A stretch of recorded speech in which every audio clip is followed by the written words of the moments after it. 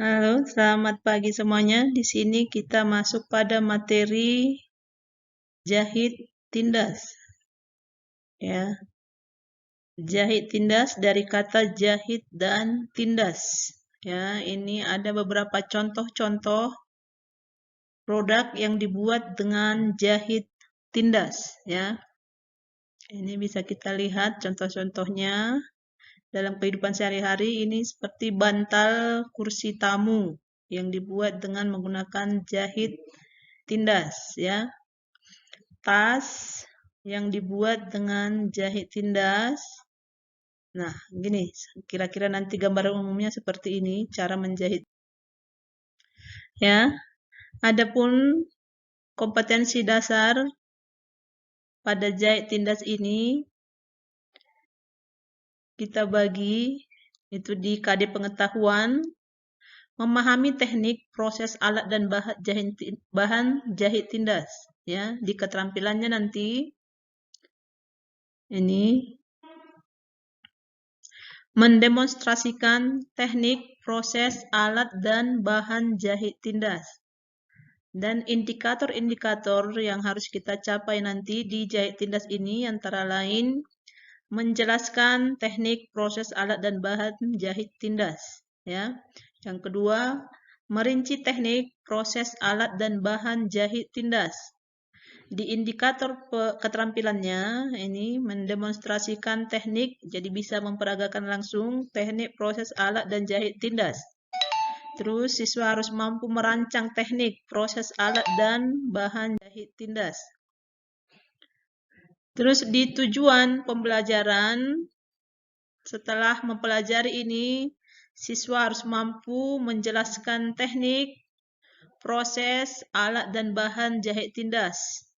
Setelah berdiskusi menggali informasi, peserta didik dapat merinci teknik, proses, alat, dan bahan jahit tindas. Terus siswa mampu mendemonstrasikan teknik, proses, alat, dan bahan jahit tindas. Dan terakhir, siswa harus mampu merancang teknik, proses, alat, dan bahan jahit tindas. Nah, kita masuk ke pengertian jahit tindas. Apa itu jahit tindas? Istilah umumnya dalam bahasa Inggris jahit tindas disebut dengan quilting, ya. Nah, apa itu jahit tindas? Suatu teknik menghias permukaan kain dengan cara melapisi atau mengisi kain dengan bahan pelapis atau pengisi. Ya, harus dilapisi dengan bahan pengisi. Inti dari jahit tindas adalah melapisi dengan bahan pengisi. Bahan pengisinya di sini antara lain dakron, koldur, kapas, dan kapuk. Ya, ada satu lagi tali. Jadi tekniknya, pengertiannya, suatu teknik menghias pada permukaan kain dengan cara melapisi atau mengisi dengan bahan pelapis, kemudian dijahit tindas pada permukaan kain sesuai dengan rencana. Jadi dijahit tindas ini kita membuatnya harus sesuai dengan rencana atau pola yang sudah kita tentukan sebelumnya. Terus ini tadi sudah pengertiannya, ya. Selanjutnya, jenis-jenis jahit tindas. Ada beberapa jenis.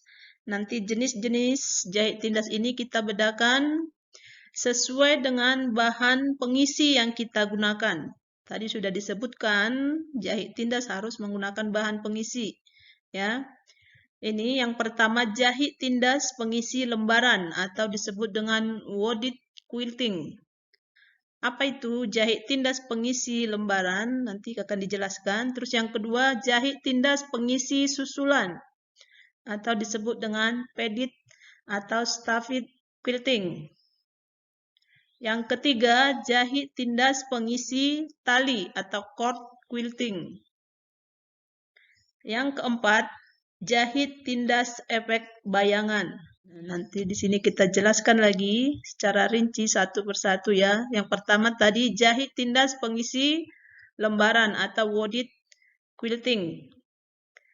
Artinya, teknik menjahit dengan cara mengisi melapisi bahan utama dengan bahan pengisi berupa lembaran.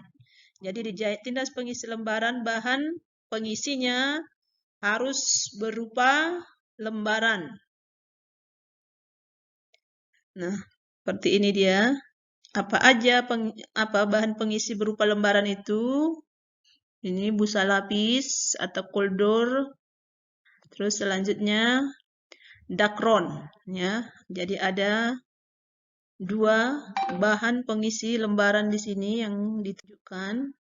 Terus yang kedua tadi jenis jahit tindas pengisi susulan.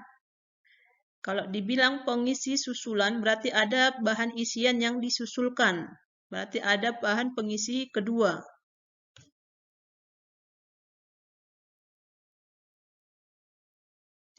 Ini teknik menjahit tindas datar tetapi pada bagian tertentu ditambahkan isian susulan.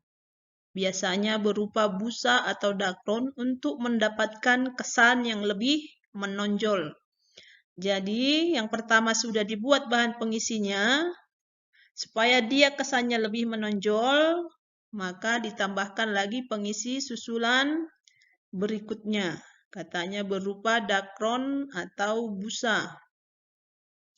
Ya, bahan pengisinya ini. Jadi di pengisi susulan ini bahan pengisinya jadi 2 kali kita isikan ya.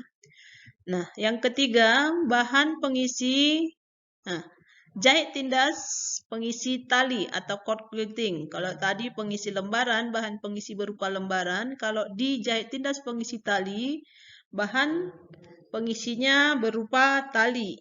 Ya. Ini, jahit tindas pengisi tali. Pada prinsipnya sama dengan pengisi susulan. Bedanya untuk pengisiannya menggunakan bahan tali. Ya. Ini contoh-contoh produknya. Ini bahan pengisinya, tali kur, sumbu kompor, dan benang kinglon. Ya. Selanjutnya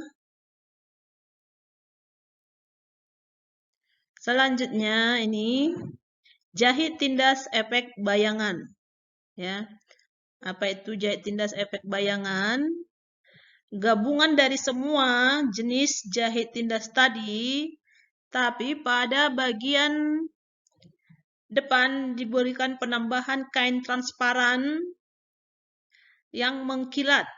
Ya, kain transparan yang mengkilat.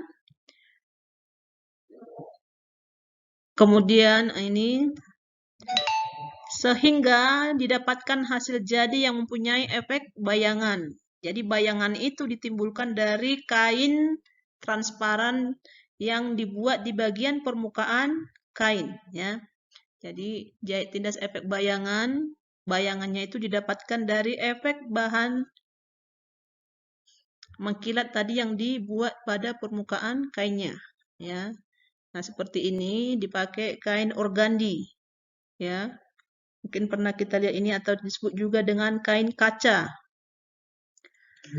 Terus ini alat-alat yang digunakan untuk membuat jahit tindas. Yang pertama mesin jahit high speed.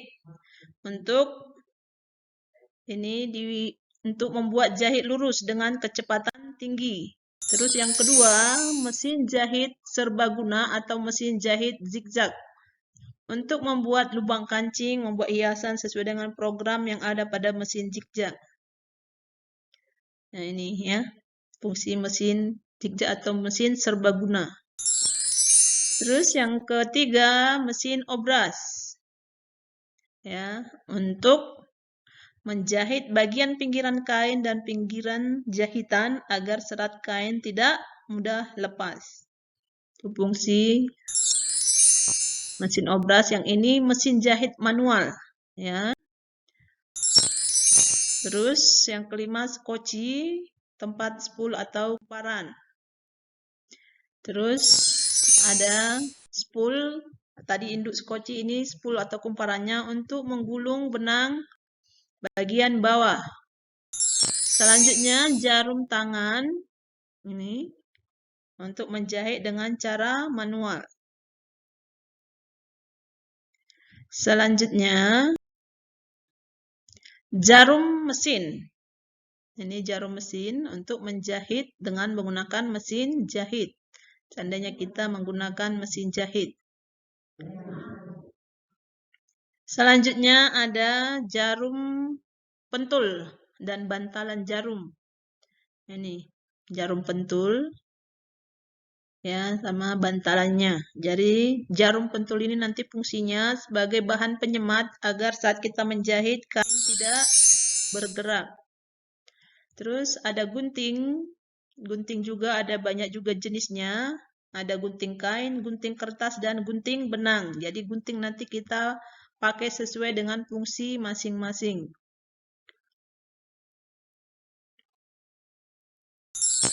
Terus ada meteran kain untuk mengukur, mengambil ukuran, ya. Mengambil ukuran kain atau produk yang akan kita buat. Terus selanjutnya ada cukit atau pendedel. Ini fungsinya untuk membuka jahitan yang salah. Seandainya kita menjahit ada bagian-bagian tertentu yang tidak diinginkan, jadi kita buka sesuai dengan ini, menggunakan cukit atau pendedel ini. Nah, selanjutnya ada rudder, fungsinya menandai pola jahitan. Ya.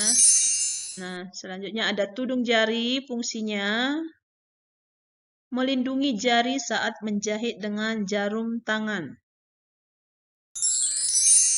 Nah, ada telusupan benang atau sayang nenek. Bagi yang matanya udah mulai rabun, ini cocok kita pakai untuk memasukkan benang ke jarum. Ya, atau untuk meminimalis waktu saat kita memasukkan benang ke jarum biar lebih cepat, ya. Terus ada midangan. Ini fungsinya alat bantu untuk meregangkan kain pada saat menyulam.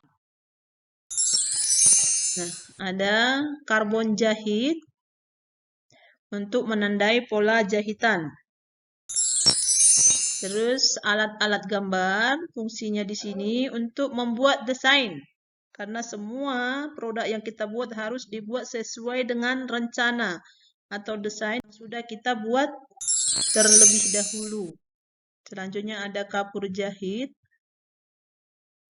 untuk menandai jahitan juga.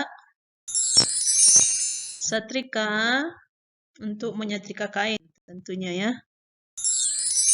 Nah, ini papan setrika atau meja setrika. Karena nanti produk-produk yang kita buat harus kita setrika terlebih dahulu. Atau setelah selesai. Selanjutnya ada penggaris skala. Ini alat bantu ukuran perbandingan pada saat membuat desain. Selanjutnya ada rotary cutter. Ini memotong kain ya. Yang berbentuk melengkung-lengkung atau bentuk bebas. Jadi kita dengan cepat menggunting. Nah, kita sekarang masuk ke bahan jahit tindas. Bahan yang pertama itu kain katun atau kain polos. Nah, seperti ini. Jadi banyak nanti contoh-contoh kain katun di luar sana ya. Bisa kita cari. Terus kain transparan sebagai bahan tambahan penunjang pada jahit tindas efek bayangan. Seperti tadi kita sebut kain kaca ini, ya, kain kaca.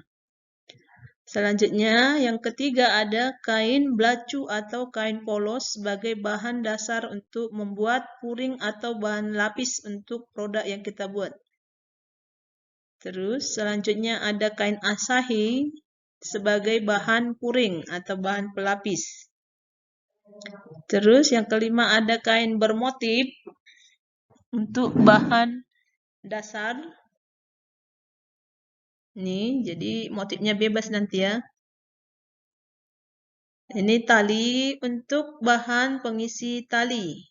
Seperti tadi kita bilang tali kur, tali sumbu kompor, tali kinglon. Terus ada dakron, bahan pengisi untuk penjahit tindas jenis pengisi lembaran, sama koldor, seperti ini dia. Ya. Ini